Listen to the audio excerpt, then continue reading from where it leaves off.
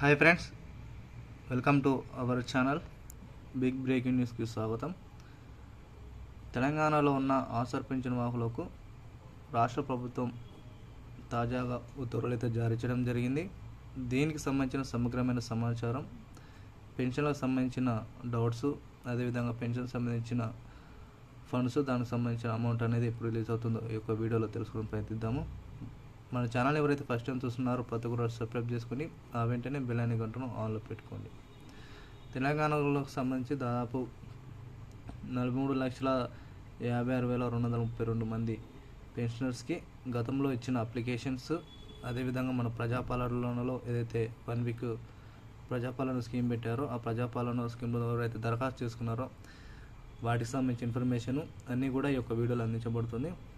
మన ఛానల్ని మీకు యూస్ఫుల్ అయ్యే ఇన్ఫర్మేషన్ ఏదైతే ఉంటుందో ప్రతి ఒక్కరు కూడా షేర్ చేయండి. వీడియో నచ్చినట్లయితే లైక్ చేయండి. ఒకసారి వివరాలను పరిశీలించినట్లయితే జూన్ 2న పెన్షనర్లకు భారీగా పెన్షన్ల పెంపు.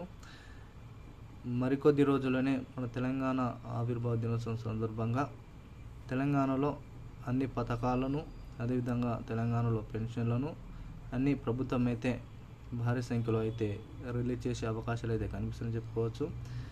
ఇలా చూసుకున్నట్లయితే అందరి ఆశ జూన్ 2 పైన ఉన్నది. ఎందుకంటే ఇటు పెన్షనర్స్తో సహా ప్రభుత్వ ఉద్యోగులు ఎవరైతే ఉన్నారో ప్రభుత్వ ఉద్యోగులు కానీ, మహాలక్ష్మి స్కీమ్ కింద మహిళలు కానీ ప్రతి ఒక్కరు కూడా, అదేవిధంగా ఇల్లు లేని నిరుపేదలు ఏదైతే ఇందిరమ్మ ఇండ్లు ఉన్నాయో వారి కోసం వాళ్ళు, అదేవిధంగా నిరుద్యోగులకు సంబంధించి జాబ్ క్యాలెండర్, ఇవన్నీ కూడా చాలా వరకు అయితే జూన్ 2న వాటిపైన ఆశ అయితే పెట్టుకోవడం జరిగింది. మరి ఆ రోజున సీఎం రేవంత్ రెడ్డి గారు అయితే కొన్ని ప్రస్తుతానికి అయితే ఇంప్లిమెంట్ అయితే చేసే విషయాలు ఏంటిదంటే, మొదటగా పెన్షనర్స్ ఎవరైతే ఉన్నారో వారికి చాలా రోజుల నుంచి ఏదైతే ఎన్నికల మేనిఫెస్టోలో వృద్ధులకు 4,016 రూపాయలు, వికలాంగులు 6,016 రూపాయలు పెంచుతామని హామీ ఇవ్వడం జరిగింది.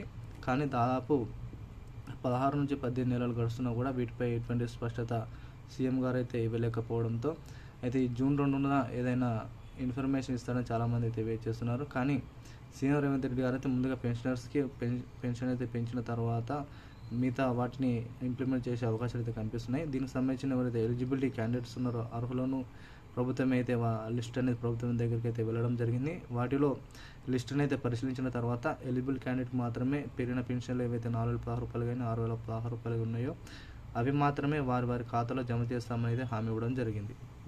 అదేవిధంగా మహాలక్ష్మి సంబంధించి కూడా ఎన్నికల మేనిఫెస్టోలో 2,500 చెప్పిన కాంగ్రెస్ ప్రభుత్వం అయితే మరి వీటిపై ఎటువంటి స్పష్టత ఇస్తుందని మనం చెప్పుకోవచ్చు. మరి ఇదైతే మరి ఇంకాను వీటిపై ఎలిజిబిలిటీ అర్హులు ఎవరు, అనర్హులు ఎవరు, దీనికి సంబంధించిన సమాచారం అయితే ఇప్పుడు ఇట్లయితే ఏమీ రాలేదు. మరి జూన్ 2న అయితే మనం అయితే వేచి చూడాలి.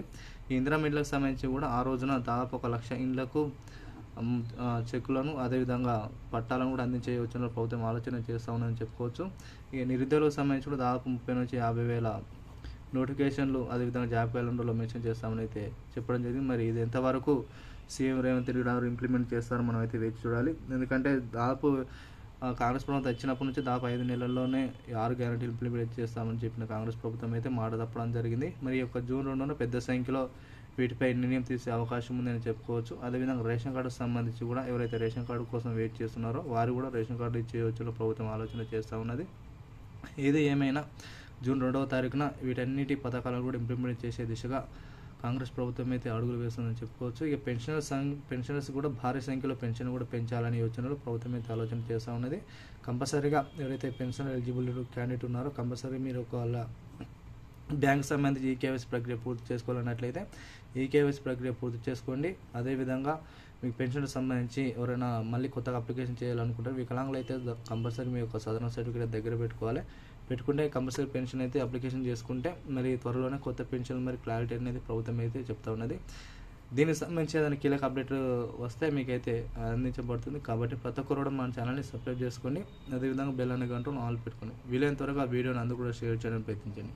ఇటువంటి తాజా సమాచారం కోసం మీకు అందించాలంటే ప్రతి ఒక్కరు కూడా వీడియోను అందరూ కూడా షేర్ చేస్తేనే ఇన్ఫర్మేషన్ అనేది వెళ్ళిపోవడం జరుగుతుంది. డైలీ 1 to 2 hours వర్క్ చేసి దాదాపు 1 నుంచి 2 న్యూస్ పేపర్స్ అయిన తర్వాత మీకైతే ఏదైతే యూస్ఫుల్ ఇన్ఫర్మేషన్ ఉందో మీకు అందించబడుతుంది.